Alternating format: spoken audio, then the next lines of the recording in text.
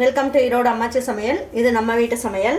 இன்றைக்கி நம்ம பார்க்க போகிறது ஒரு சூப்பரான உருளைக்கிழங்கு மசால். அதான் பூரி, சப்பாத்தி, தோசைக்கு எல்லாத்துக்குமே ஒரு சூப்பரான சைட் டிஷ்ஷு உருளைக்கிழங்கு மசால் எப்படி செய்யலான்னு பார்ப்போம். அது வாய்வுத்தன்மை இல்லாமல் நல்ல டேஸ்ட்டாக ஹோட்டலில் கிடைக்கிற மாதிரியே நல்ல சிம்பிளாக எப்படி பண்ணலான்னு பார்ப்போம் வாங்க.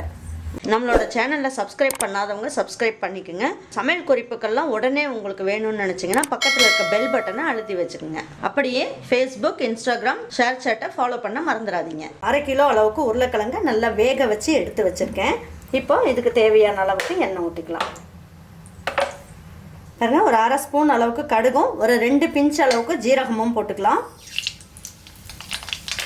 இதுலேயே ஒரு 1/4 ஸ்பூன் அளவுக்கு உளுந்தம்பருப்பு, 1 ஸ்பூன் அளவுக்கு கடலைப்பருப்பு, 1 பிஞ்ச் அளவுக்கு பெருங்காயம் போட்டுக்கலாம். இதில் ஒரு 6 பச்சை மிளகாயை கட் பண்ணி எடுத்து வச்சுருக்கேன், இதையும் போட்டுக்கலாம். இதில் ஒரு 3 இனுக்கு கருவேப்பிலை போட்டுக்கலாம். ஒரு 200 கிராம் அளவுக்கு பெரிய வெங்காயத்தை நீல வாக்கில் கட் பண்ணிக்கோங்க. கட் பண்ணி போட்டுக்கலாம்.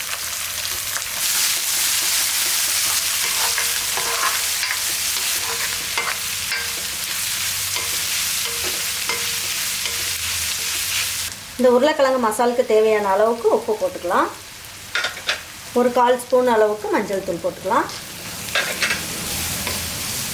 இதுலேயே 1 ஸ்பூன் அளவுக்கு இஞ்சி பூண்டு பேஸ்ட் போட்டுக்கலாம். இது நம்ம என்ன பண்ணலாம், நல்லா வேக வச்சு வச்சுருக்கோம். கையிலேயே நல்லா மசிச்சு எடுத்து வச்சுக்கலாம். பாருங்கள், வெங்காயம் இந்த அளவுக்கு வதங்கினா போதும். பாருங்கள், உருளைக்கிழங்க இந்த மாதிரி நல்லா ஒன்றும் பாதியுமா, அதாவது இந்த மாதிரி கொஞ்சம் 1-2 இந்த மாதிரி இந்த சைஸில் இருக்கட்டும். மீதி எல்லாம் கொஞ்சம் குழச்சி விட்ட மாதிரியே நல்லா பிசைஞ்சுக்குங்க.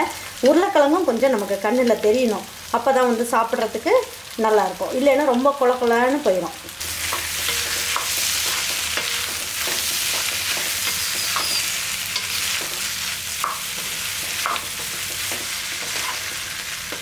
ஒரு 100 ml அளவுக்கு தண்ணி ஊற்றிக்கோங்க. ஊற்றுனீங்கன்னா தான் உங்களுக்கு தளதளன்னு இருக்கும். தட்டை வச்சு ஒரு 2 நிமிஷம் மட்டும் மூடி வைங்க. நம்ம இதில் ஒரு டேபிள் ஸ்பூனில் 1 ஸ்பூன் அளவுக்கு கடலை மாவு எடுத்துக்கோங்க. எடுத்துட்டு என்ன பண்ணுங்க, இதை கொஞ்சம் தண்ணி ஊற்றி நல்லா கரைச்சிக்கலாம்.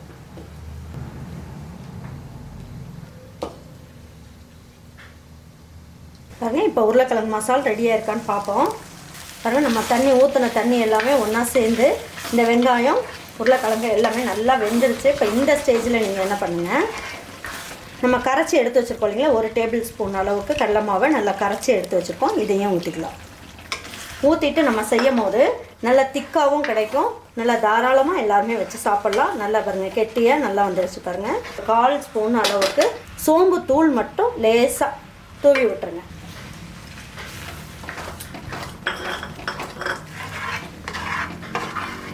உங்களுக்கு தண்ணி பத்தலை, ரொம்ப கெட்டி ஆயிடுச்சு அப்படின்னா ஒரு 1/4 கப் அளவுக்கு மட்டும் தண்ணி சேர்த்துக்குங்க.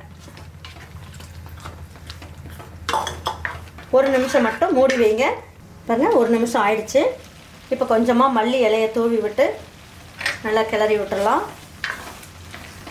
ஜம்முன்னு உருளைக்கிழங்கு மசால் ரெடி ஆகிடுச்சு.